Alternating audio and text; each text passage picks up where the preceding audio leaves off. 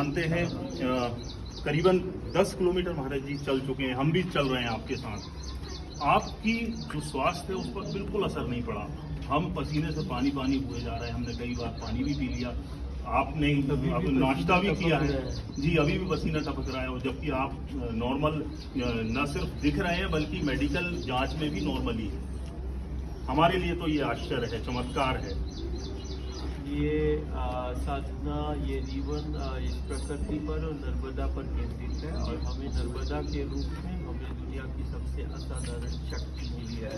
और हम देश दुनिया को और ज्ञानी विज्ञानी को यही बताने का प्रयास कर रहे थे कि प्रकृति हर एक क्षति की पूर्ति पल भर में कर देती है, और प्रकृति हमारे लिए वो शक्ति है जिसको दुनिया नेचुरल पावर, एक तरफ प्रकृति की वो सामर्थ्य को देख रही है आपदा और संक्रमण के रूप में, और दूसरी तरफ इसी संक्रमण आपदा के रूप में जब देश दुनिया गुजर रहा है उस समय पर वो प्रकृति, वो माँ जो है वो अपनी जीवंत अभिव्यक्ति कर रही है कि देखो जो प्रकृति के समीप है, जो वो सबसे बेहतर और सबसे सुरक्षित है।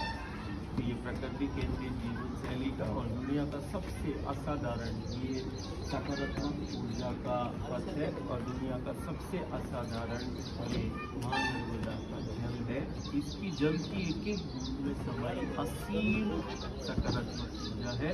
और वहीं दूसरी तरफ जब हम पैदल चलते हैं तो ये दुनिया का वो असाधारण नर्मदा का पथ है जहाँ चलने से शक्ति का संचार होता है। यहाँ के हर कंकर को और पत्थर और शिलाओं को ईश्वर के रूप में पूजा जाता है। यहाँ का हर एक कंकर शंकर के रूप में माना जाता है।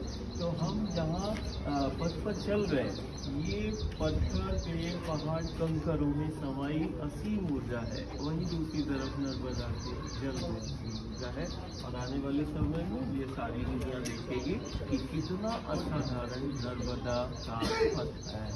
महाराज जी, आपका जो लोग हैं उनके लिए क्या संदेश है, क्या, क्योंकि कई जगह देखा जा रहा है कि जो प्रदूषित जल है वो नर्मदा माँ के जल में मिल रहा है। लोग शायद जितनी श्रद्धा दिखानी चाहिए या जितना उसका संरक्षण करना चाहिए जल का, वो नहीं कर रहे हैं। आपका लोगों के लिए, अज्ञानी लोगों के लिए क्या संदेश है? ये साधना, ये महाव्रत जहाँ एक तरफ इसके प्रकृति और माँ नर्मदा के जल की और इन पद की जीवंतता को बता रहा है, तो कहीं ना कहीं हम कभी कभी बोलते हैं कि मानना नहीं, जानना आवश्यक है। और जब दुनिया के समक्ष, घर परिवारों के समक्ष जब नर्मदा के जल की जीवंतता आएगी, जब नर्मदा के पद के पेड़ पहाड़ों की जीवंतता आएगी, तो वास्तविक में वही घर परिवार समाज जो है इसका संरक्षण और संवर्धन करेगा। आवश्यकता है उस जीवंतता को प्रमाणित करने के लिए कि हमें चलना होगा जैसे हमारे प्रभु राम चले, कृष्ण चले, हर युग में वो चलता है और चलकर जीना सिखाता है। तो हमारा जीवन ही वो समाज के लिए संदेश है। धन्यवाद।